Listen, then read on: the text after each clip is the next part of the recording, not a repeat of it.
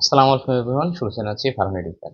গত ভিডিওতে আমরা দেখেছিলাম তো সেইটে ফাংশনের এই চ্যাপ্টারগুলা আমরা কিভাবে কভার করব সেই চ্যাপ্টার প্ল্যান। তো সেই মাফিক আজকে আমরা প্রথম টপিকে চলে যাব। চলো আমরা আমাদের ক্লাসটা শুরু করি। তো ফার্স্টে দেখো সেট আসলে কি জিনিস। এইটার হচ্ছে আমরা ডেফিনেশনে যাই। তো সেট হচ্ছে বাস্তব ও চিন্তা জগতের বা সংগ্রহকে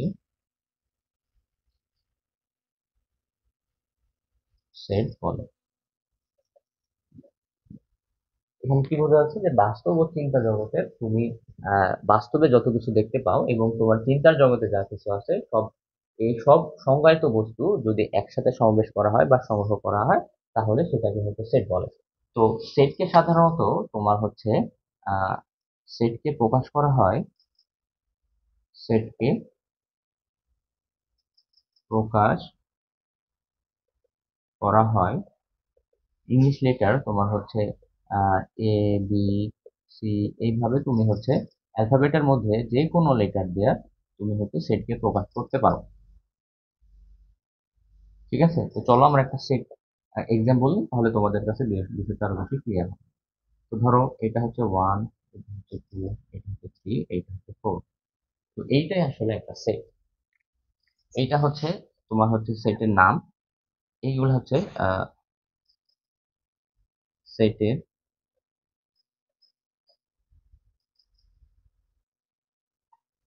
এইটা হচ্ছে সেটের নাম। এইগুলা হচ্ছে তোমার সেটের উপাদান। এগুলো হচ্ছে উপাদান বা field।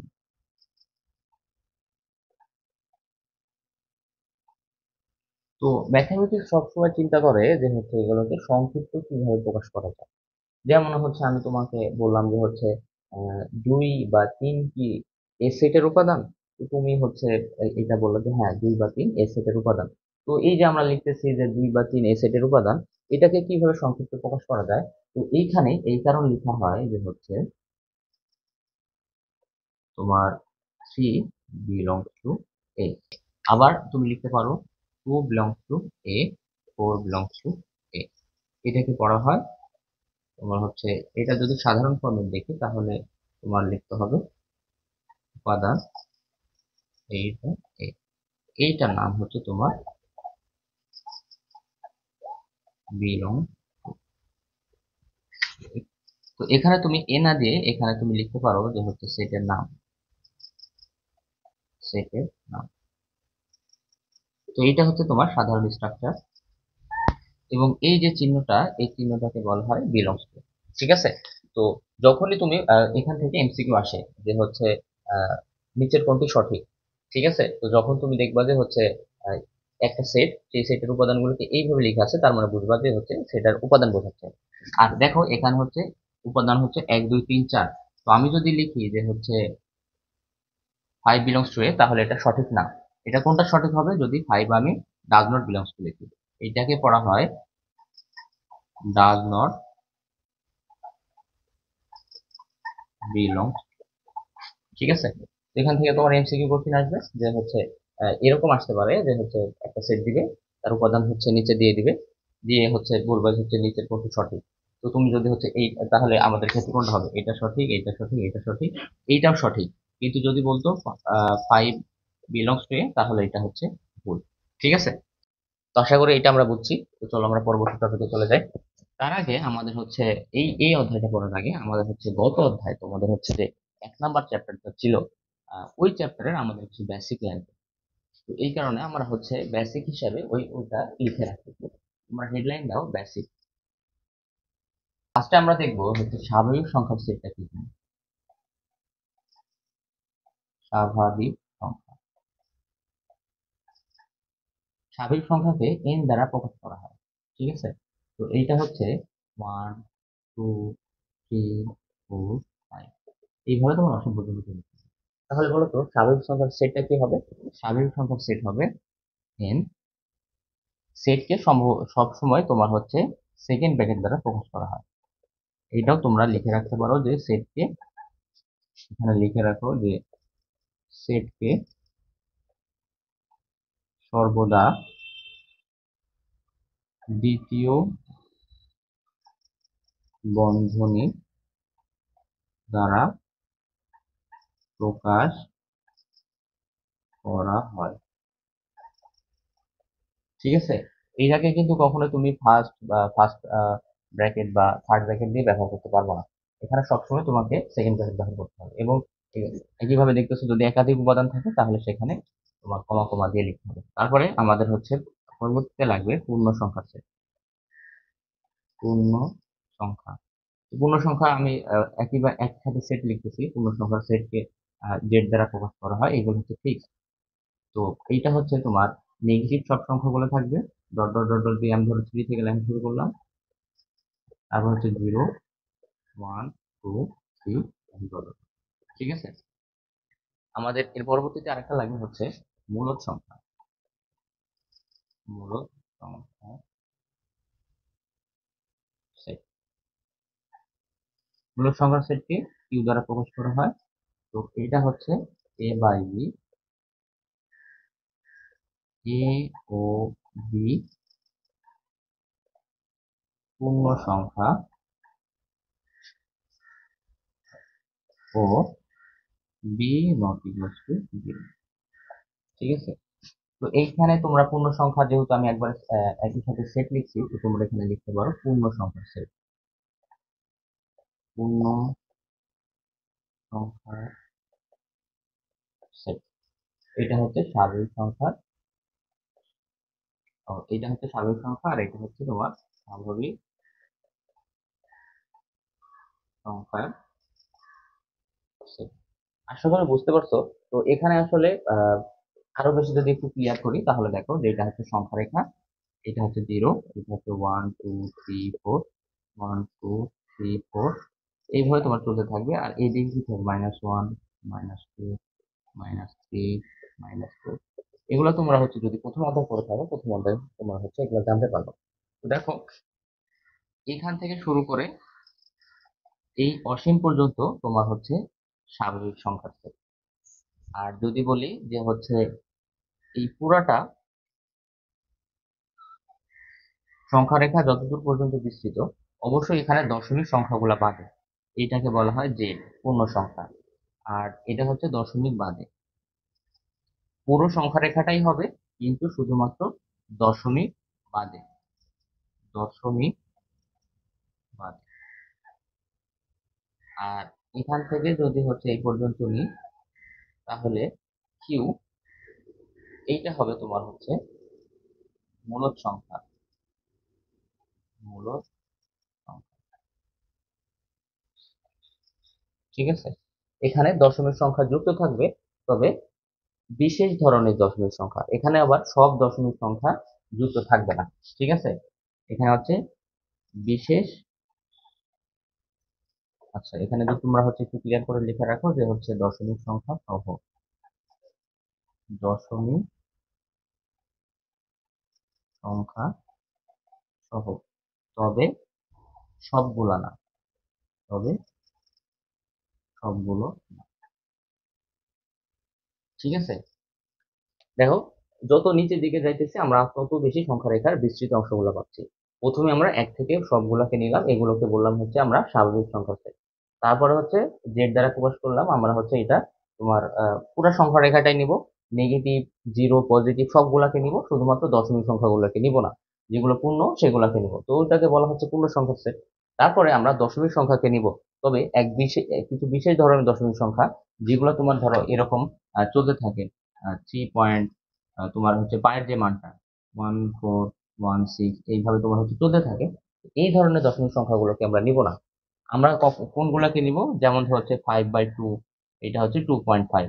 ঠিক আছে, আবার 3/2, তো এটা হচ্ছে তোমার 1.5। ঠিক আছে, তো এই ধরনের যে দশমিক সংখ্যাগুলো আছে সেগুলোকে নিব। আবার আমার কিছু কিছু আছে যেমন হচ্ছে তোমার 0.52, তো এখানে হচ্ছে টু পৌনো হলো। ঠিক আছে, মানে 0.5222222 এইভাবে চলতে থাকবে। তো এইগুলাকে আমরা নিব, কিন্তু যেগুলা হচ্ছে কোনো তোমার রিপিটেশন থাকবে না এবং কিন্তু অসীম পর্যন্ত থাকবে, সেই ধরনের দশমিক সংখ্যাগুলোকে আমরা নিব না। ওই ধরনের দশমিক সংখ্যাগুলোকে কখন নিব, যখন অমূলদ সংখ্যার সেট আছে। তো আমাদের এত অমূলদ যাওয়ার দরকার নাই, আমরা ওইটা প্রথম অধ্যায়ে আশা করি পড়ে আসছি। তো ঠিক আছে। তো এইটা ছিল আমাদের প্রথম অধ্যায়ের বেসিক, তোমরা যারা পড়োনি তাদের জন্য আমি লিখে দিলাম।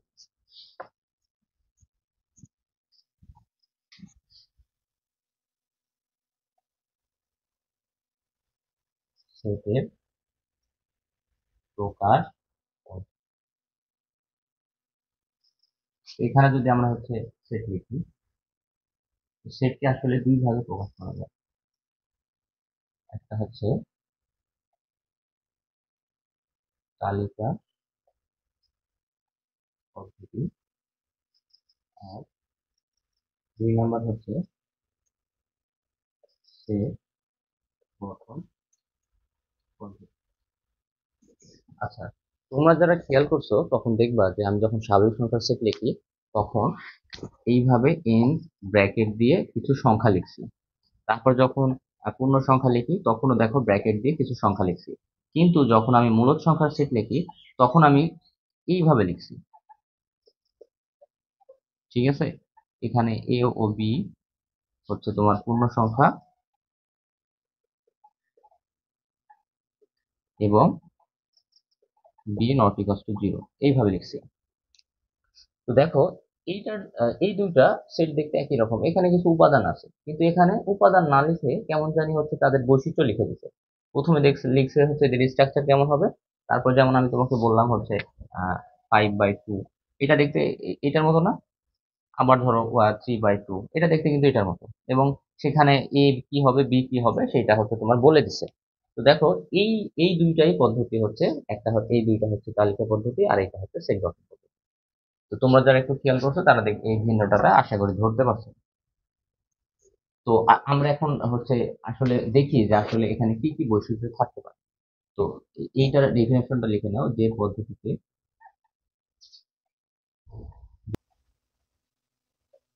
একাধিক উপাদান থাকলে পদ্ধতি বলে।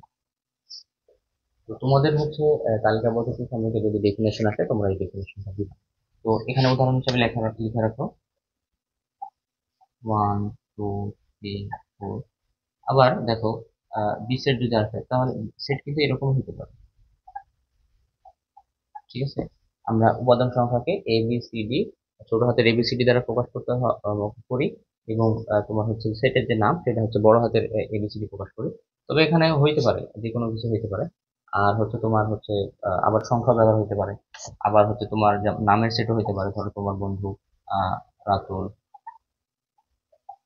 আদনান, আদনান, রিফাত। ঠিক আছে, তো তাদের হচ্ছে এইভাবে নামের সেটও হইতে পারে। এখানে তুমি তোমার বাস্তব ও চিন্তা জগতের যে কোনো কিছুকে এইভাবে কমা দ্বারা সেপারেট করে তুমি হচ্ছে তাদের সেট গঠন করতে পারো। তো দ্বিতীয় যে সেটের পদ্ধতিটা হচ্ছে সেটাকে আমরা অলরেডি তোমাদের দেখানো শেষ, যে হচ্ছে সেটা হচ্ছে সেট গঠন পদ্ধতি। তো সেটা সেটার হচ্ছে ডেফিনেশনটা দেখায়, যে পদ্ধতিতে উল্লেখ থাকে, উল্লেখ থাকে। তোমার হচ্ছে উপাদান কি থাকবে, উপাদানগুলো এইভাবে ক্লিয়ারলি উল্লেখ করা থাকবে না। এখানে উপাদানগুলার হচ্ছে তোমার পরিচয় দেওয়া থাকবে কিন্তু উপাদানগুলার নাম দেওয়া থাকবে না। যেমন দেখো তোমার হচ্ছে একটা সেট নিই, A X such that X, X হচ্ছে এখানে স্বাভাবিক সংখ্যা, স্বাভাবিক সংখ্যা। ঠিক আছে, তো এই যে একটা সেট, এইটা হচ্ছে তোমার প্রথমে বলতেছে যে এর উপাদানগুলা এক্স এর মতো দেখতে হবে।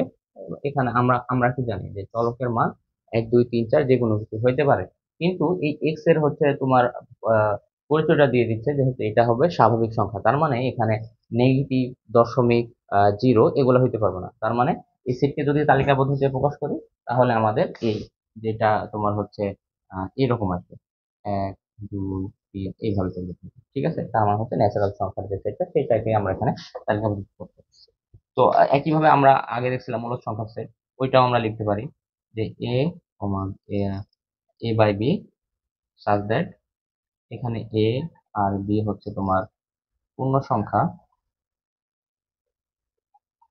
পূর্ণ সংখ্যা এবং বি নট ইকুয়ালস টু 0। ঠিক আছে, এই যে আমরা হচ্ছে নতুন যে চিহ্নটা এখানে দিছি দেখো, এইটাকে বলা হয় সাবস্ট্যাক, SUCHEH, সাবস্ট্যাক। ঠিক আছে, তো এইটা হচ্ছে তোমাদের সেটকে দুই ভাগে প্রকাশ করার পদ্ধতি। তো পরবর্তীতে আমরা হচ্ছে দেখবো যে আমাদের এই টাইপ এইখান থেকে খুব বেশি আসে। ধরো তোমার এই একটা সেট দিয়ে দিল, এই সেটকে বলে হচ্ছে কিভাবে তোমার তালিকা পদ্ধতিতে প্রকাশ করবা। ঠিক আছে, মানে হচ্ছে তালিকা পদ্ধতি থেকে সেট গঠন পদ্ধতি, আবার সেট গঠন পদ্ধতি থেকে তালিকা পদ্ধতিতে তুমি কিভাবে নিয়ে আসবা, এইটা হচ্ছে তোমাদের কমার্সের প্রশ্ন খুব আসে। তো চলো আমরা এই রিলেটেড কিছু ম্যাথ প্রবলেম সলভ করি। তার আগে সেট গঠন পদ্ধতি যেটা রয়েছে তার আরো বিশেষ কিছু বৈশিষ্ট্য রয়েছে, সেটা আমরা দেখি। যেমন ধরো এটা একটা সেট, এখানে সেটের আমরা উপাদান হিসেবে নিচ্ছি তোমার হচ্ছে ওয়াই। ঠিক আছে, তারপর দিলাম সাজ দ্যাট, তারপর হচ্ছে ওয়াই, বললাম হচ্ছে ওয়াই এবং হচ্ছে পূর্ণ সংখ্যা।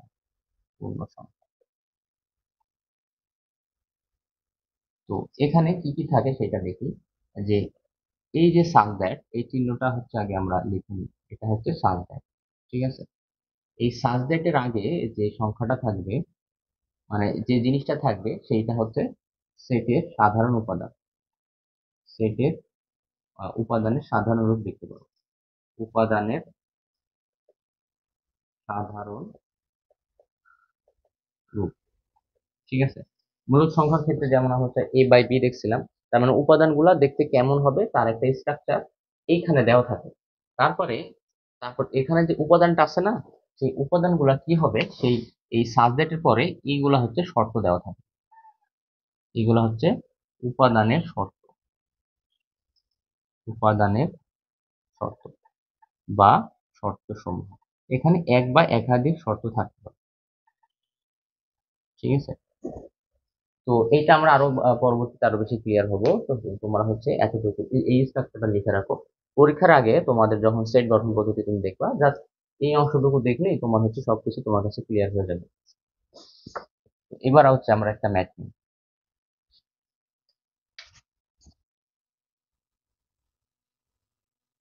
ঠিক আছে, তো আমরা প্রথম হচ্ছে এটা হেডলাইন তোমরা দাও যে হচ্ছে তালিকা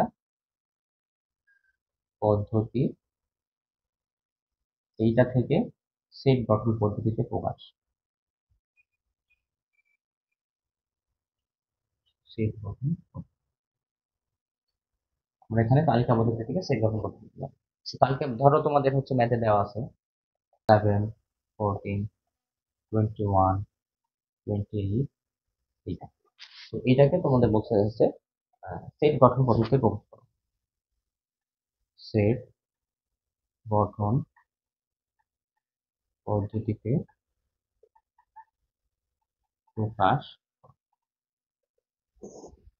তো সেট গঠন পদ্ধতিতে প্রকাশ করতে হলে কি করতে হবে, আমাদের হচ্ছে উপাদানগুলোকে উল্লেখ করা যাবে না, আমাদের হচ্ছে এই উপাদানগুলোর যে সাধারণ বৈশিষ্ট্য সেইগুলো উল্লেখ করতে হবে, এবং ফার্স্টে বলতে হবে যে এটা দেখতে কেমন, তারপরে আমরা হচ্ছে এইটার যে শর্ত, ঠিক আছে, সেগুলো হচ্ছে পাশে লিখতে হবে বা এদের বৈশিষ্ট্যগুলো।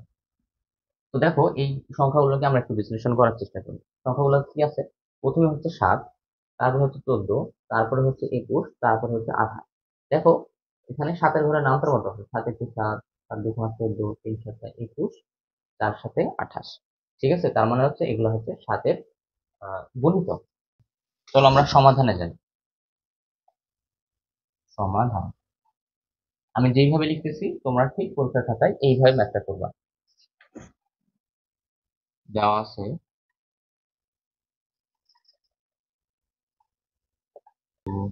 একটু, এবার হচ্ছে আমরা বিশ্লেষণ করব। এখানে উপাদান 7 দ্বারা বিভক্ত। 7-এর 7-এর যদি গুণিতক আমি বলি, তাহলে কি তোমার হচ্ছে 7-এর গুণিতকের কি কোনো শেষ আছে? আমি 7-কে 1 দ্বারা গুণ করলে এটা পাই, 2 দ্বারা গুণ করলে এটা পাই, 3 দ্বারা গুণ করলে এটা পাই, 4 দ্বারা গুণ করলে এটা পাই। এটা হচ্ছে 28 আর কি। 4 দ্বারা গুণ করলে আমি হচ্ছে 28 পাই। এইভাবে 5 দ্বারা, 6 দ্বারা, 7 দ্বারা এই যত গুণ করতে থাকবো আমি 7-এর গুণিতক পাইতে থাকবো। কিন্তু তাহলে যদি আমি একটা, তাহলে কি এই সেটের উপাদানগুলোকে আমরা পাচ্ছি? আমরা এই সেটের উপাদান সহ আরো অনেক উপাদানকে পাচ্ছি। তার মানে আমাদের এই যে 7-এর গুণিতক এইটার একটা লিমিট দিতে হবে। যে 7-এর গুণিতক তো ঠিক আছে, আমাদের আরো একটা শর্ত জুড়ে দিব, সেটা হচ্ছে কিন্তু 28-এর সমান বা ছোট। এইবার বিষয়টা সম্পূর্ণ হয়েছে যে উপাদানগুলো কি 7-এর গুণিতক এটা ঠিক আছে, কিন্তু কতদূর পর্যন্ত হবে, এটা হচ্ছে 28 বা 28-এর সমান পর্যন্ত হবে। এর যদি বেশি যায় তাহলে সেটা এ সেটের উপাদান হবে না। তো চলো এবার হচ্ছে আমরা তালিকা পদ্ধতিতে প্রকাশ করে দিই।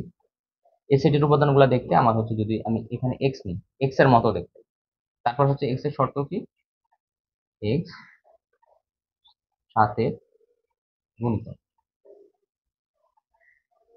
এবং 0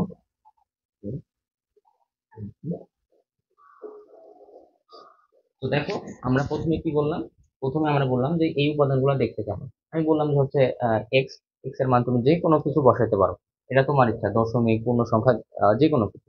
কিন্তু সেগুলো তো এ সেটের উপাদান না, সুতরাং এক্স এর উপর আমাদের শর্ত দিতে হবে। ফার্স্ট শর্ত দিলাম, এক্স এর উপাদানগুলো হবে তোমার হচ্ছে 7-এর গুণিতক, কিন্তু 7-এর গুণিতকও হচ্ছে তোমার অসীম পর্যন্ত চলতে থাকবে। তাহলে আমাদের আরো কিছু শর্ত দিতে হবে। তো আমি আর একটা শর্ত দিলাম এবং দিয়ে সেটা হবে এক্স এর মানগুলা হবে 7-এর গুণিতক তো ঠিক আছে, কিন্তু সেটা হবে 0-র থেকে বড় এবং 28-এর থেকে ছোট। তো 28-এর থেকে ছোট অথবা তার সমান। তো এইটার মাধ্যমে আমরা আসলে এই যে 4টা উপাদান, এই 4টা উপাদানকে পরিপূর্ণভাবে পাই। তো এইভাবে আসলে তুমি একটা তালিকা পদ্ধতির সেট গঠন পদ্ধতি প্রকাশ করতে পারো। তো এইটাই হচ্ছে আমাদের answer। তো এইভাবে তোমার বইয়ে আরো যতগুলো ম্যাথ আছে তুমি সবগুলা ম্যাথকে সলভ করতে পারো। তো পরবর্তী ক্লাসে আমরা আরো এই ধরনের কিছু ম্যাথ সলভ করবো। আজকের ক্লাসটা এই পর্যন্তই। আসসালামু আলাইকুম।